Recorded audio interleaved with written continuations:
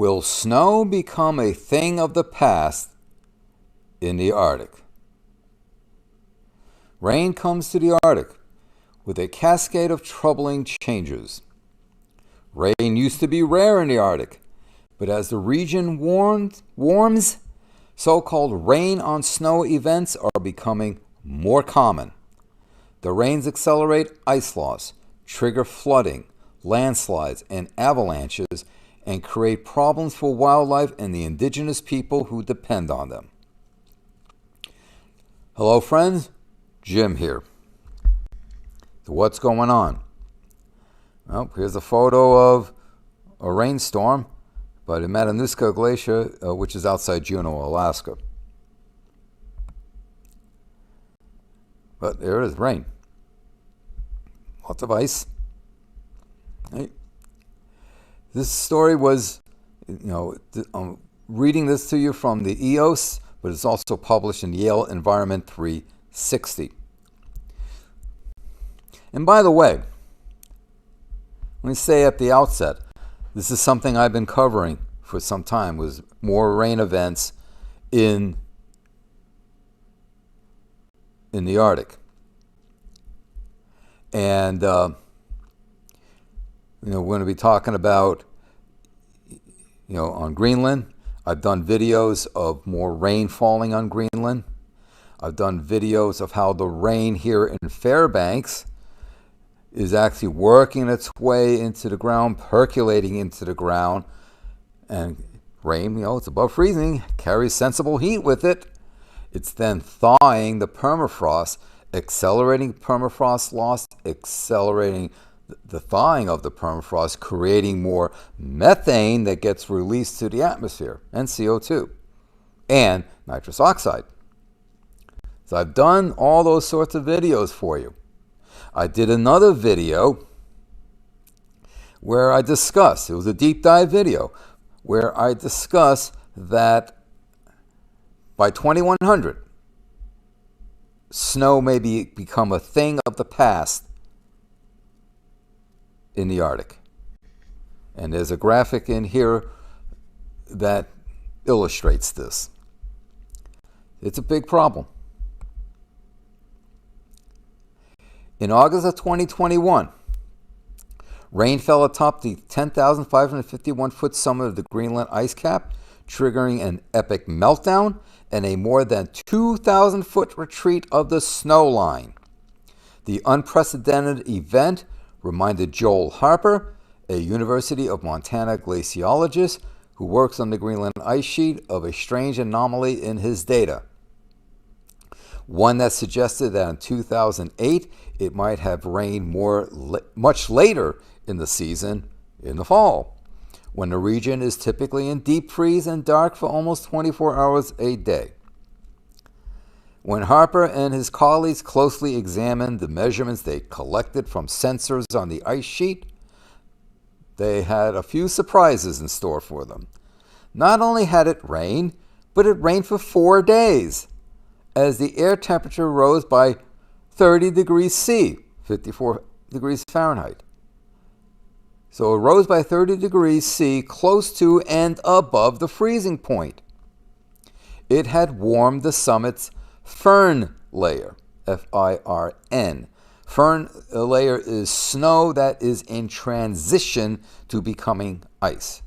So this Firn layer warmed by between 11 and 42 degrees Fahrenheit, or 6 and 23 degrees C.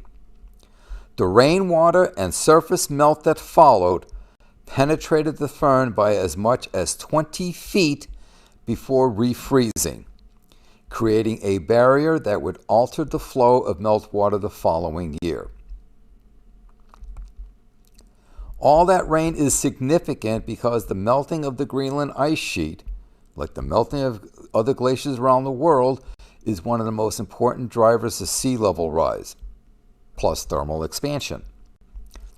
Each time a rain-on-snow event happens, says Harper, the structure of the Firn layer is altered and it becomes a bit more susceptible to impacts from the next melting event.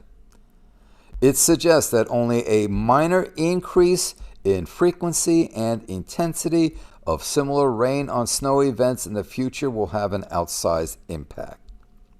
Rain used to be rare in most parts of the Arctic. The polar regions were, still are, usually too cold and dry for clouds to form and absorb moisture. When precipitation did occur, typically came as snow. 20 years ago, annual precipitation in the Arctic ranged from about 10 inches in southern areas to as few as 2 inches or less in the far north. Now, this is total precipitation. That could be a combination of snow, rain, freezing rain, hail, sleet, It's less than 2 inches in the north. But as Arctic temperatures continue to warm, this ain't 3 times, but it's actually 4 times faster, in some places 5 times faster than the planet as a whole. Melting sea ice and more open water will, according to a recent study, bring up to 60% more precipitation in coming decades, with more rain falling than snow in many places. Well, if we're losing the sea ice, right, you got all that moisture, the air is warming, so more warmer air can hold more moisture, so you're going to have more evaporation from the sea. You're going to hold more moisture in the air. It's going to come down as wet, heavy, slushy snow, or ice, or rain. Freezing rain. Such changes will have a profound impact on sea ice, glaciers, and Greenland's ice cap, which are already melting at record rates, according to Mark Cerise, director of NSIDC in Colorado, in Boulder, Colorado. The precipitation will trigger more flooding, an acceleration in permafrost thaw, profound changes to water quality, more landslides and snow avalanches, more misery for Arctic animals, many of which are already in precipitous decline due to the shifting climate, and serious challenges for the indigenous people who depend on those animals. Changes can already be seen. Thunderstorms are now spawning in places where they have historically been rare. In 2022, the longest thunderstorm in the history of Arctic observation was recorded in Siberia. The storm lasted nearly an hour, twice as long as typical thunderstorms in the south. Just a few days earlier, a series of 3 thunderstorms had passed through a part of Alaska that rarely experiences them. Surface crevassing, which allows water to enter into the interior of the ice cap, is accelerating. Oftentimes you get a moulin, which is like a little lake on top of the surface, and through melting and shifts in the ice, whatever, that water drains and it goes into these cracks, into the crevasses, and that liquid water then cuts its way down through the ice, oftentimes reaching the bedrock, which then lubricates the bottom, allows the glacier to move faster, where it can calve off as it reaches the ocean, in the case of Greenland. Okay? So we're seeing this increasing here, this rapid melting. Slush avalanches, which mobilize large volumes of water-saturated snow, are becoming common. In 2016, rain on snow events triggered 800 slush avalanches in West Greenland. Rick Toman, my buddy there, a climate scientist based at the University of Alaska Fairbanks, says that rainfall at any time of year has increased 17% in the state over the past half century, triggering floods that have closed roads, landslides that, in one case, this is amazing, sent 180 million tons of rock into a narrow fjord that generated a tsunami that reached 633 feet high, one of the highest tsunamis ever recorded worldwide. Get out of that's just crazy. But here's the thing. Winter rain events are also on the rise. The exception of not so much the past 2 winters, thank goodness, But every winter since about '04 to maybe the winter of 2021, 2022, there's been at least one freezing rain event, sometimes several. The last 2 winters, we haven't gotten any of them, which is good, because you get that freezing rain on the roads, it becomes treacherous. Where Fairbanks used to see rain or snow about 2 or 3 times a decade, it now occurs at least once in most winters. Rain on snow. I might have misspoken. Where Fairbanks used to see rain on snow about 2 or 3 times a decade, it's now at least once in most winters. And that's a problem because I just said roads become icy. Little solar heating, in November, the sun doesn't impart any heat. You basically have icy roads until, springtime. So here are the projected change in Arctic precipitation. So the graph starts at 2000 and they project out to 2100. The vertical is in cubic kilometers. So it's in 2, 4, 6,000. This, I guess you can say greenish line here, or maybe it's teal, whatever. But this greenish line is the how much snow falls. And it fairly consistent, but there is a declining trend to it over the course of the century. The rain is this lower blue line here, and this sawtooth pattern here is reflecting seasonal cycles. If you were to take any year and take the value, for example, here, and the value for the snow, and add them up, you get this line up here. And as you can see, this line here, which is the total of rain plus snow, closely follows the rain. Now here's the other thing. According to this projection, about around in the mid 2070s to 2080s, or somewhere in that time frame, the amount of rain will exceed the amount of snow. Hence, that whole my earlier statement that I did this deep dive video of a study that projects that by 2100 snow will be a thing of the past in the Arctic, where basically it will rain. And if you don't have the snow, the snow won't compact into ice. So there's no snow, no ice. The albedo drops off to almost nothing, which means more sun energy is absorbed. So heating increases. And you get less sea ice. And it goes from there. Less sea ice, more moisture, right? More freezing rain, slushy snow if it does fall as snow. But snow may be a thing of the past by the end of this century. And that is very alarming and very concerning. And not to mention, with the more rain, as I alluded to earlier in that Fairbanks study, the rain percolates into the ground, causes the permafrost to thaw, releasing more methane, CO2, N2O, right? Methane, carbon dioxide, nitrous oxide, which are greenhouse gases, further increasing the warming of the atmosphere. So less albedo, more permafrost thawing, methane bombs, what have you. The Arctic is warming 4 to 5 times faster than the rest of the planet. That might increase even more.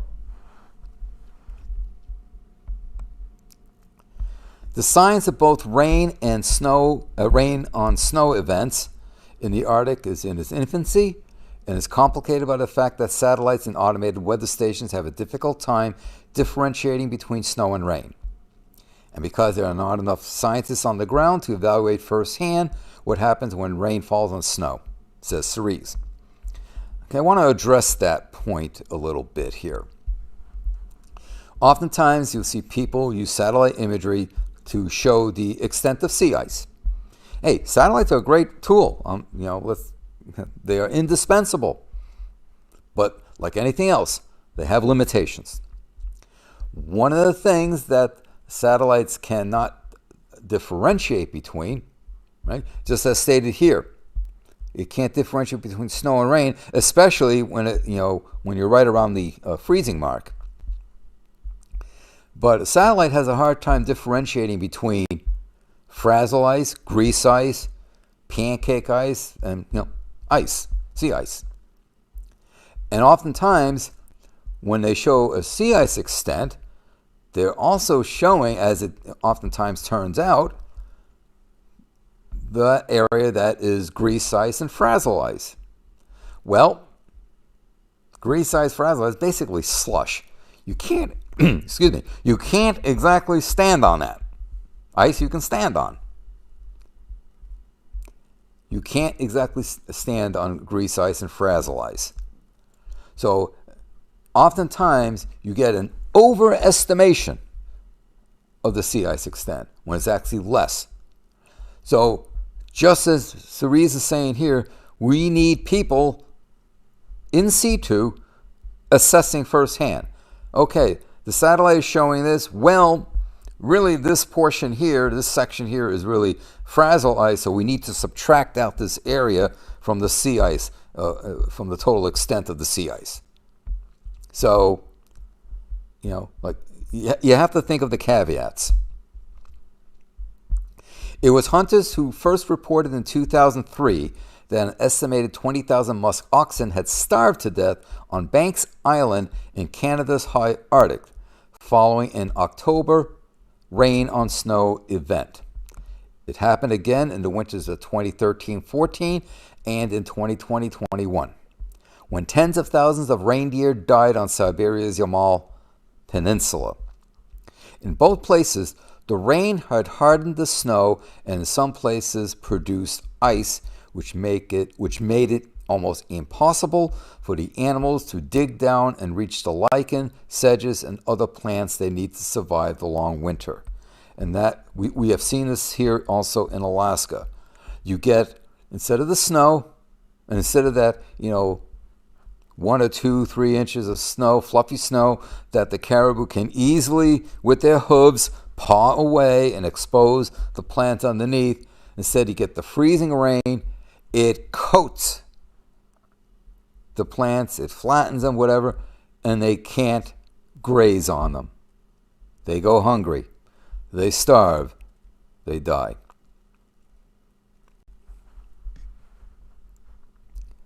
So it's a major problem, and this impacts the indigenous people. Kyle Jolie, a wildlife biologist with the U.S. National Park Service, views an increase in rain on snow events as another serious challenge for the world's 2.4 million caribou, which have been in rapid decline pretty much everywhere over the past 3 generations. The ebbing numbers are a huge concern for northern indigenous people who rely on caribou for food. And, they also tan the hide, so they make, articles of clothing out of it. They use bones for tools, etc. Public health experts fear that indigenous health will be seriously compromised if the animals can no longer be hunted. Alaska's Western Arctic herd, which has been at times the largest in North America, had nearly 500,000 animals in 2003, but just barely above 150,000 in 2023. So basically a loss of approximately 350,000 individuals in 20 years. That is a huge, huge decline. That's basically 70%. In Canada's Central Arctic, the Bathurst herd has, this is insane, from 470,000 animals in the 1980s to basically 6,000 animals today. That's insane. That's horrible. Caribou are highly adaptable to extreme environmental variability, and their numbers can rise and fall for several reasons, according to Jolie. The proliferation of biting fleas and mosquitoes in a warming climate can sap their energy, leave them dry, as can migration detours forced by the spread of roads and industrial development and an increase in dumps of deep, soft snow linked to the loss of sea ice.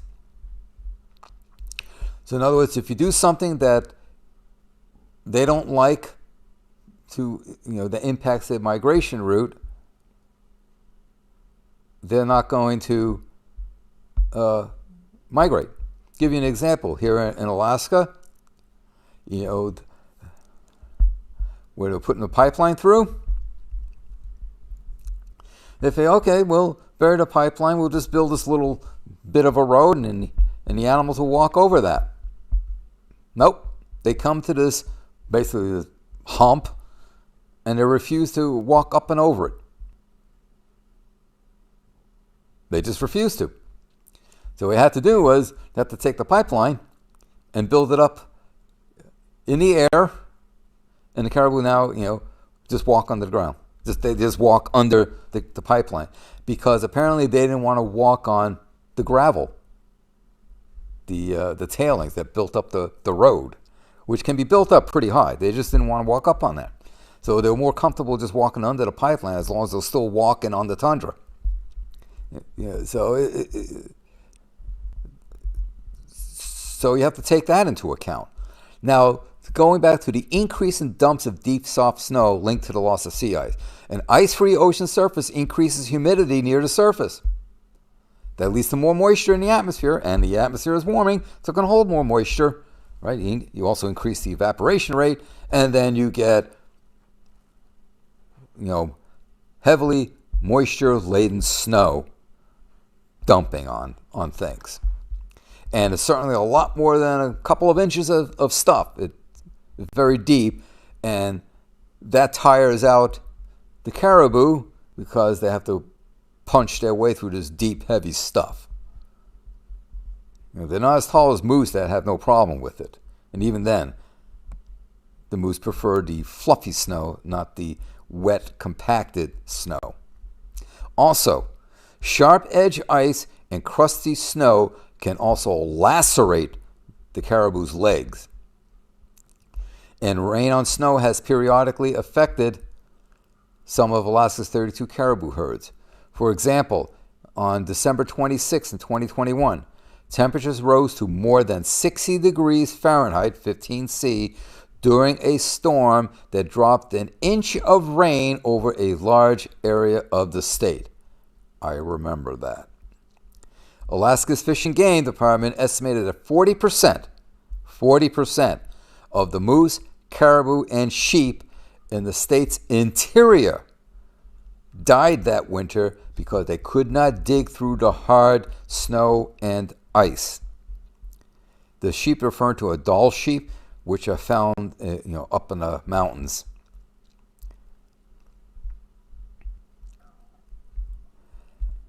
Now, I remember that winter. I said the last two winters, 22, 23, 23, 24, we haven't gotten a free rain on snow event. Thank goodness. That is a pain. I mentioned earlier, because driving on roads is just treacherous. But in this event here, I remember going to clear off the snow from a lean-to shed. And usually I get up there, I get the snow scoop, just push the stuff off. Well, I had that layer, right? We had that inch of rain, well, it formed this ice layer. It was a pain in the butt punching through that, trying to remove that, just to clear it off from the roof. Just a major pain.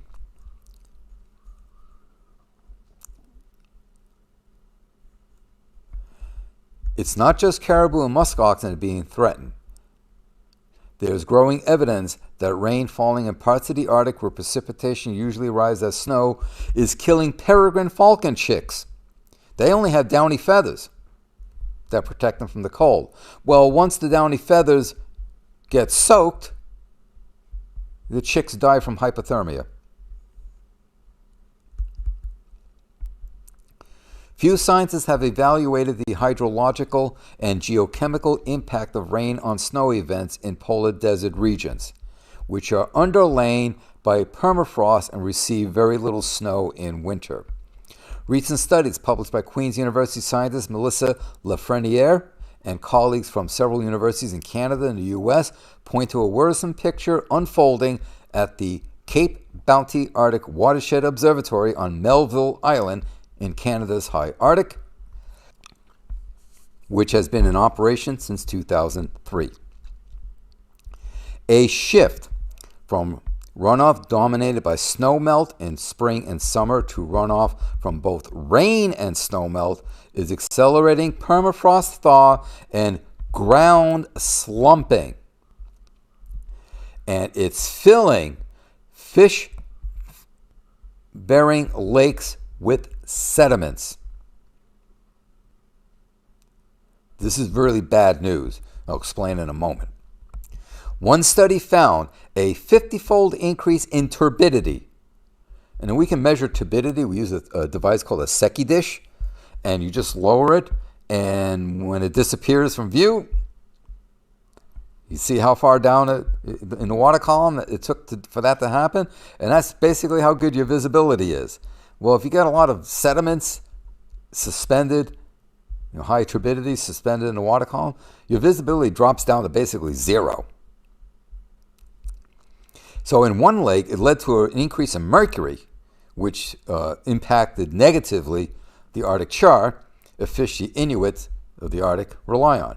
Now, char are a member of the Salmoniformes order, which includes the salmon, trout, grayling, those kind of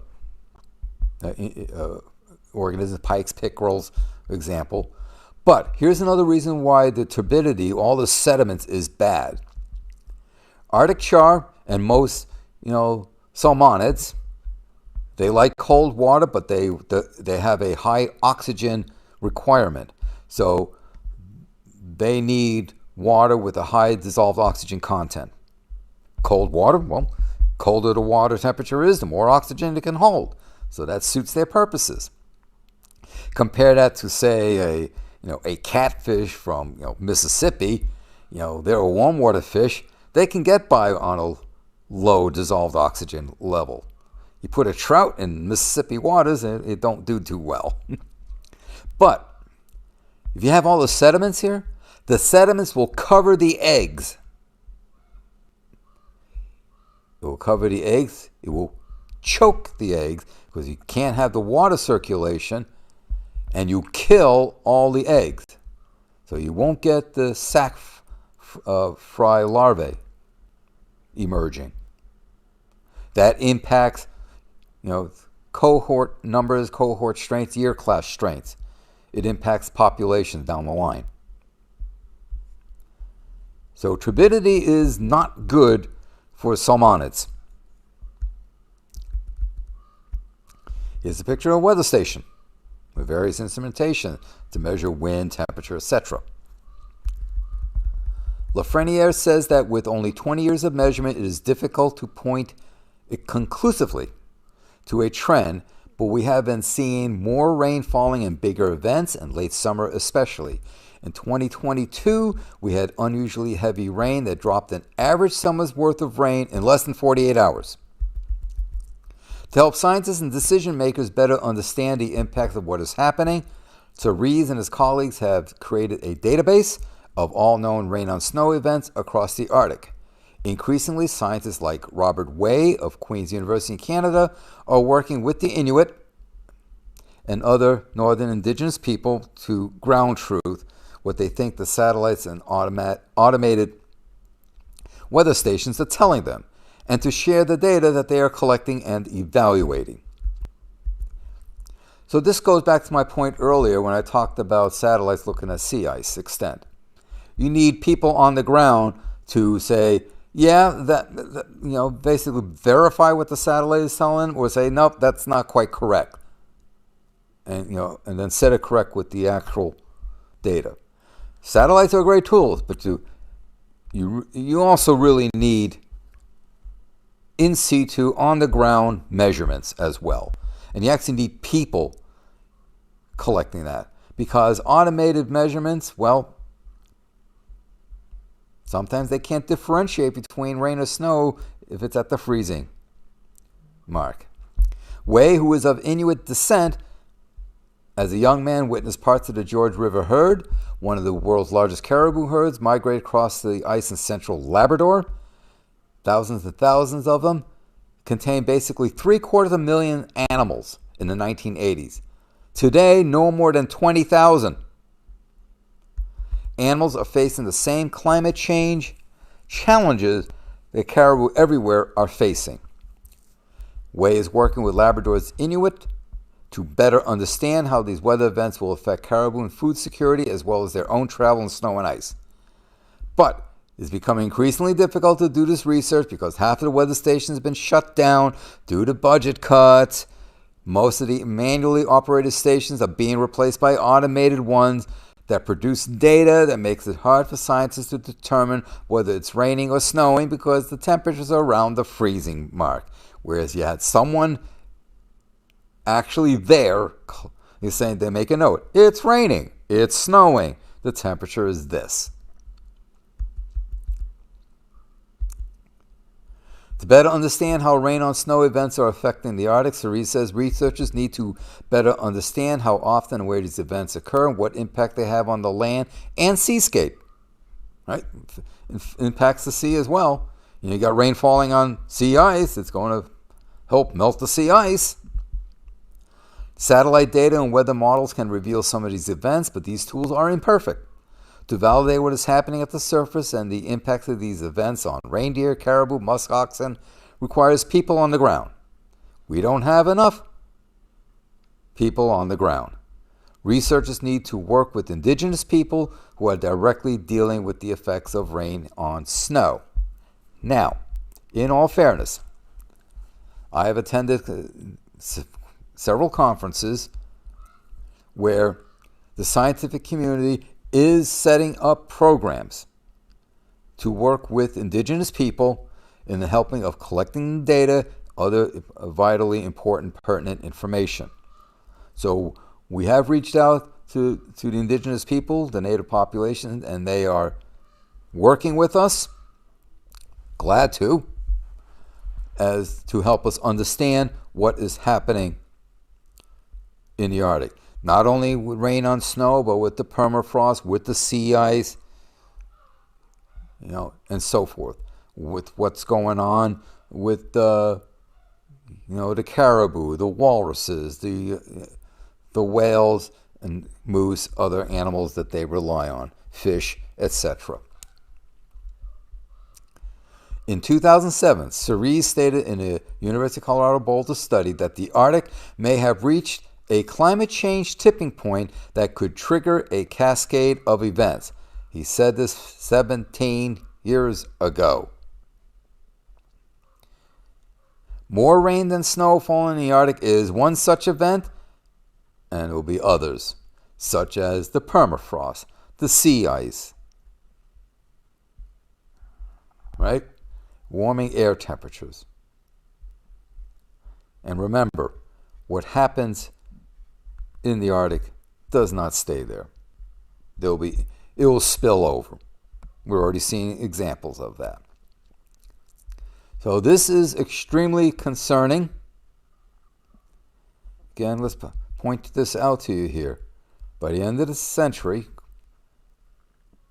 there will be more rain than snow falling in the Arctic, and snow may be a thing of the past in the Arctic, which will only further accelerate the warming due to the loss of albedo, warmer air temperatures, loss of sea ice, more loss of permafrost, resulting in more greenhouse gas being added to the atmosphere, and so forth. This is extremely troubling. So, there you have it. Thank you for your time.